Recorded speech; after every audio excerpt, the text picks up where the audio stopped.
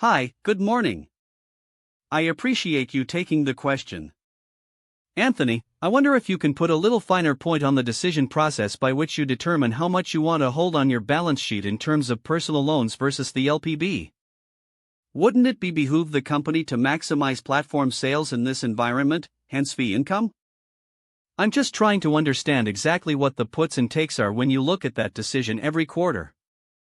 Sure. We have a lot of optionality when it comes to thinking about how to deploy our capital and how to optimize revenue and profits. Our goal is to drive durable revenue growth through innovation and branding and to deliver strong returns. If we're going to put loans on our balance sheet, they obviously require capital and they have credit risk, but they also have a revenue stream that lasts 2 to 3 years as it relates to personal loans. And so that generates really attractive net interest income to us. But obviously there's a limit to how much we can put on our balance sheet based on our capital ratios. LPB revenue, on the other hand, doesn't require capital. We're basically producing on behalf of somebody else and so it doesn't have retained credit risk and it has the cash flow upfront. So we'll use those underlying factors. The loan platform volume that we do is essentially the volume that we would not otherwise do for our balance sheet based on all the factors that I just considered. Some people will raise the question about concerns about private credit. We're not really seeing any issues in our own performance nor in the demand that we have for LPB revenue and loans from our partners. But the volume that we put through that channel is volume that we would not otherwise do in our balance sheet because of either our concerns on capital ratios or credit profile or growth overall in the balance sheet. So, it's a good option to have. But I wouldn't think about it as maximizing near-term revenue. It's a balance between near-term and longer-term revenue. Hey guys, really strong results here. Congrats. Chris, question for you. Can you maybe give us some color on the segment-level guidance and then I have a very quick follow-up? Thank you. Yep. Sure. As I mentioned in our prepared remarks, we feel really good about our 2026 outlook. We're going to be growing 30% top line and delivering 60 cents of EPS. From a segment perspective, as we've said in the past, some of our segments may grow faster than expected, some may be a bit slower, but we're going to effectively allocate capital and resources to the best opportunities. Given the strong start that we've had to the year, we now expect lending adjusted net revenue growth of at least 30% for the full year of 2026. We expect our tech platform net revenue to be approximately $325 million for the full year. We continue to expect our financial services adjusted net revenue growth of at least 40%. And then we continue to expect corporate revenue to be in line with what we did in 2025. Hey, good morning guys. 2 quick questions. Chris, just give us your thoughts.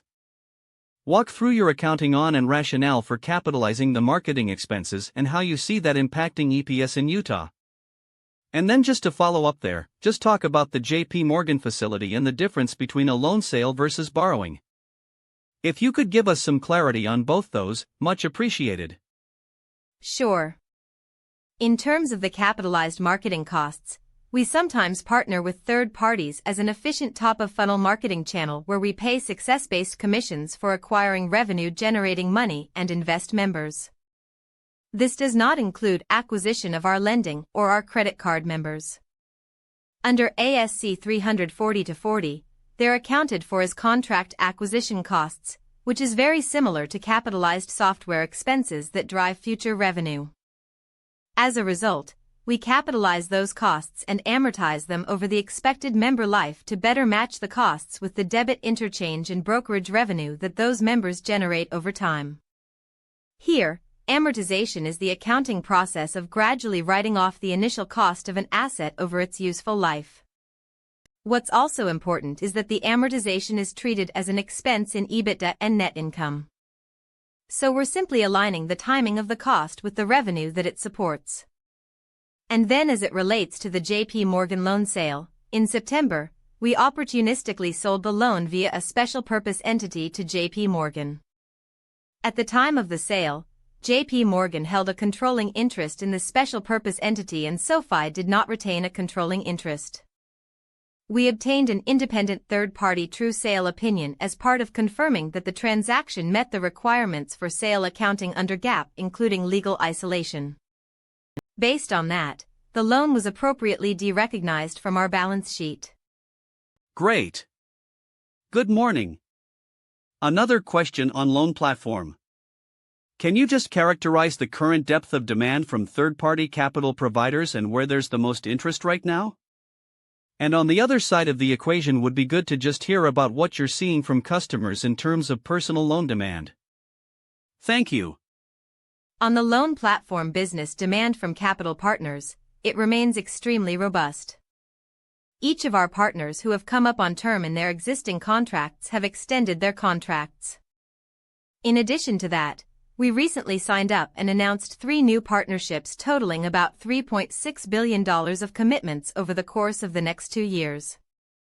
That comes from a large investment bank, a large asset management firm and an insurance fund. So, the demand that we're seeing is pretty broad-based across asset managers, insurance funds, and investment banks. And as it relates to demand, we had record originations in personal loans, student loan refinancing, as well as in home loans. Our home loans business more than doubled year over year. Personal loan remains quite robust. It is definitely a product that is primarily being used today to refinance expensive credit card debt. On student loan financing, we had the highest amount of originations that we've had in our history. And then in home loans, we're iterating every day to try to get to an outcome that is super fast for our members. We would like to ideally get to a 10-day application to close on a new home. Getting to 10 days would be remarkable and it'd be a unique value proposition. Strong growth in all 3 products. Credit's performing well, a lot of capital on our balance sheet.